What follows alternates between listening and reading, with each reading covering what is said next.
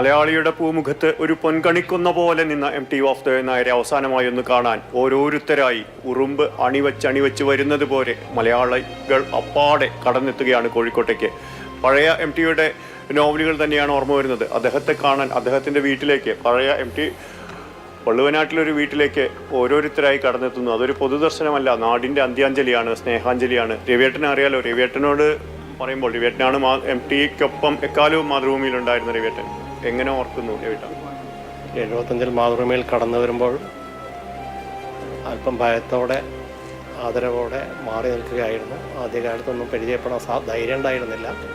ക്രമേണ അടുത്തു. പിന്നീട് പല മീറ്റിങ്ങുകളിലും അതിലൊക്കെ കണ്ട് അദ്ദേഹമായിട്ടുള്ള ബന്ധം പുതുക്കി. ഏറ്റവും ഒടുവിൽ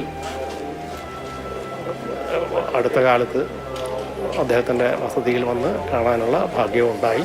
അദ്ദേഹത്തിൻ്റെ ഓർമ്മയ്ക്ക് മുന്നിൽ ആദരാഞ്ജലികൾ അർപ്പിക്കുന്നു. MT എല്ലാ സ്പോർട്സിൽ, സാഹിത്യത്തിൽ, ആ കാര്യങ്ങളിൽ മാതൃഭൂമി ആ വിധത്തിൽ സമ്പന്നമായിരുന്നു. എനിക്കിപ്പോഴും ഓർമ്മയുണ്ട്, മറ്റേ നെൽസൺ മണ്ടേലയുടെ വിമോചനത്തിൻ്റെ സമയത്ത് റൂബൻ ദ്വീപിലെ തടവുകാരനെ പറ്റി MT എഴുതിയ ലേഖനം എഴുതിയതായിരുന്നു. അന്ന് പെട്ടെന്ന് തന്നെ എഴുതി കിട്ടിയതായിരുന്നു.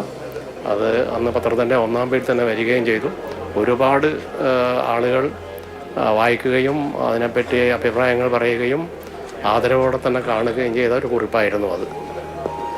സ്വാതന്ത്ര്യം എന്ന ആ മഹത്തായ ആശയത്തെ എക്കാലവും ഉയർത്തിപ്പിടിച്ച എഴുത്തുകാരൻ